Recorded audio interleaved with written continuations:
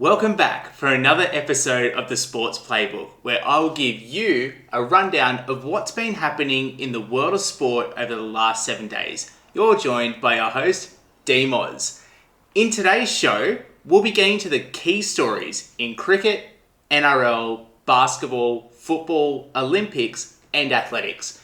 We will dive into the world of motorsport in the Burning Rubber Breakdown, provide a fast fact for your pub chat, and some sport I'm looking forward to this weekend.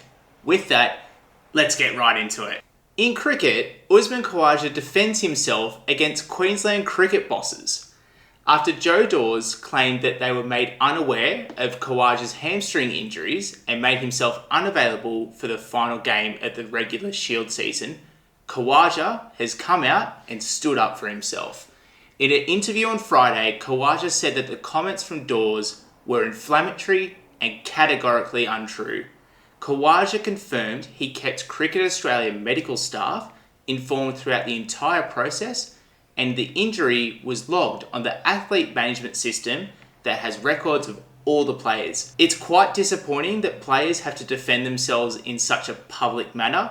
It's quite lucky that Usman can stand up for himself in this situation, but for this stuff to come out behind the scenes and shaming their own player is quite a strange situation from Queensland cricket. In the NRL, Daly Cherry Evans to play his last season at Manly in 2025. The 36-year-old confirmed on Monday evening that he will not be returning to the club at the end of this year's campaign. However, he did not confirm if he will retire. Daly mentioned he's feeling better than ever and indicates to him playing potentially beyond the 2025 season. We haven't seen Daly play at another club except Manly when he made his debut back in 2011. He almost signed with the Gold Coast Titans back in 2014 before making a stunning backflip and signing a 10-year deal with Manly. In rather bizarre circumstances, we had Daly Cherry Evans speaking on Channel 9's show 100% Footy, confirming the above. But back on NRL 360, which is run by Fox Sports, the journalists were speaking to Manly management, and the Manly management were offering Daly Cherry Evans a 2-year extension deal, but Daly wasn't made aware of this at any point. It was rather bizarre circumstances. You had the player on Channel 9, you had management speaking to Fox Sports. Bit of a bizarre one in this scenario, but definitely one to watch and play out. Nathan Cleary and Jerome Hughes injured in a rather awkward collision. In the 2024 Grand Final rematch, early in the first half, both halves tangled off the ball.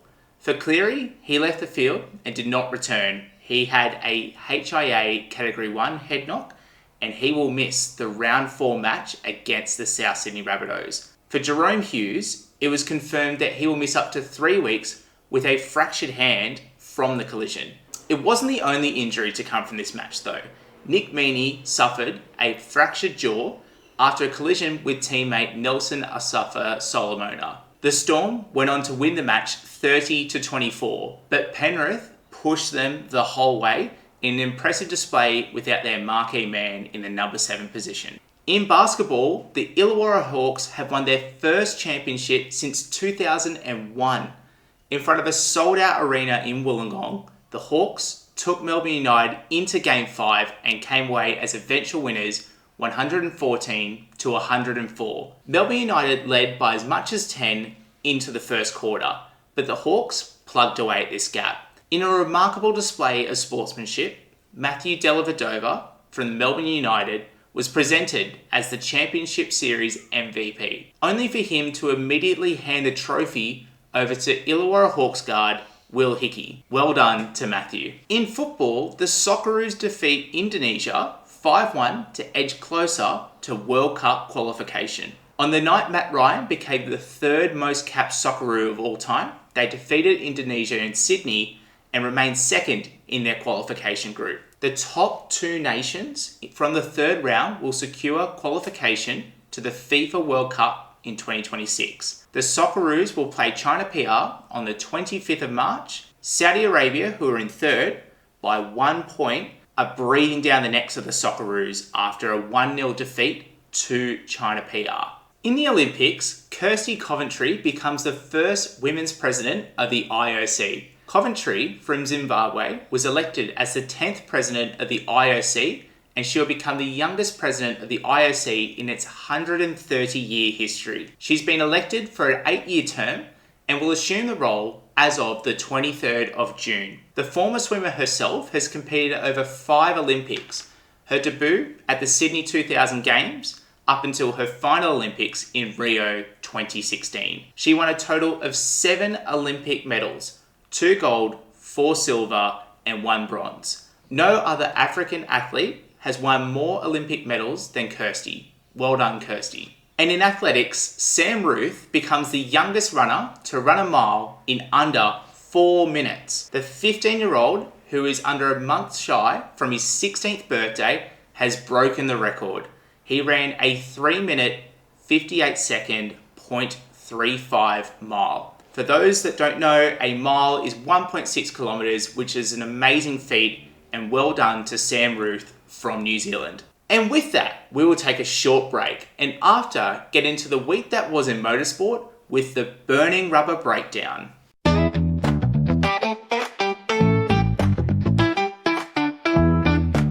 It's time for the burning rubber breakdown. Let's burn it up. In Formula One, former team owner and media personality Eddie Jordan has passed away. Eddie had motorsport in his blood, initially becoming a racer before turning his attention to team ownership. Famously, in 1991, he scouted Michael Schumacher and gave him his F1 debut in the Jordan car, with many other stars going on to race for his Jordan team over the years. The first win for the Jordan team came in a rain-hit 1998 Belgian Grand Prix, with Damon Hill leading a 1-2 ahead of Ralf Schumacher. He later sold this team in 2005 and became a media pundit. More recently though, he acted as Adrian Newey's manager, facilitating his early release from Red Bull and taking up his new position at Aston Martin. Oscar Piastri wins the Chinese Grand Prix. Piastri bounced back from the Australian Grand Prix and took control with his first pole and his 3rd Grand Prix victory. We saw Lewis Hamilton win his first race for Ferrari in the sprint on Saturday, but along with Charles Leclerc and Pierre Gasly, all 3 drivers were disqualified from Sunday's race. Lewis Hamilton, due to rearward skid underneath the car being too low, and Charles Leclerc and Pierre Gasly for having underweight cars. We saw Liam Lawson struggle to come to grips with the narrow performance window of that Red Bull car, with rumours growing stronger by the day that Yuki Tsunoda from the Racing Bulls to replace Liam Lawson from or just after the next event at the Japanese Grand Prix. And finally in motorsport, F1 Academy had their first round at the Shanghai Grand Prix. Mercedes junior driver Dorian Pin took the win in the second race to lead the championship. Unfortunately for Aussie Joanne Chaconti, she was taken out of the feature race due to a separate incident, but Ava Agnostiardi sits 10th in the championship. Just one from my side, it was disappointing to see it was quite hard to access information such as timing results from these practice sessions. If you're a casual fan trying to understand where everyone's finished in the standings, that should be readily available and not buried within their F1 Academy website. The drivers need to be noticed, and the ease of information is crucial to getting these females the audience and attention they truly deserve. That is your burning rubber breakdown for the week. And with that, let's get right into your fast fact for a pub chat. It's time to pull yourself a chair, pour yourself a drink. It is time for your fast fact for a pub chat. With the Indian Premier League kicking off, this week's fast fact is going to be about cricket. Did you know that each cricket ball has between 65 to 70 stitches? I'm sure someone like Mitch Stark appreciates every one of those stitches as that ball cannons into the stumps during this IPL campaign.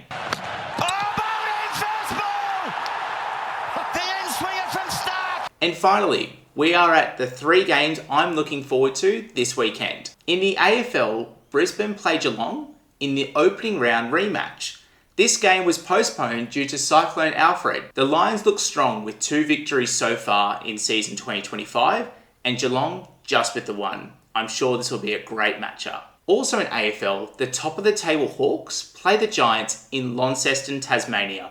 Hawks go into the matchup as favourites, but I wouldn't be so quick to write off the big sound from the west of the town. I'll leave it there. In the NRL, the Sharks play the Bulldogs. Whilst the Bulldogs are without a couple of their key stars, such as Matt Burton, Viliami Kikau, and Jacob Carraz, Toby Sexton stood up in last week's game and had the most kick meters during a match ever, with over 1,000 kick meters. But I think for the Sharks, this will be a great matchup for them. They're sitting in second on the ladder. I can't wait to see this matchup. Actually, scrap that. One of the sports I'm looking forward to watching this weekend is the Hong Kong Sevens for rugby union. From Friday to Sunday, all teams are in Hong Kong this week. For the women's side, they'll be looking to build upon their bronze medal performance from last year and hopefully get up into that first spot. So one to really watch this weekend. Go the Aussies. And with that, we have come to the end of today's show.